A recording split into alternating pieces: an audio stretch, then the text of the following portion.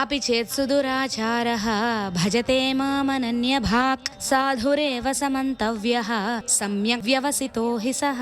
ఒకడు దుర్మార్గుడు, ఎల్లప్పుడూ ఇతరులకు అపకారం చేస్తూనే ఉంటాడు. మరి వాడి సంగతేమిటి? వాడు ఎప్పటికీ అలా దుర్మార్గుడుగానే ఉండాల్సిందేనా? వాడికి మోక్షం లేదా అంటే ఉంది అంటున్నాడు పరమాత్మ.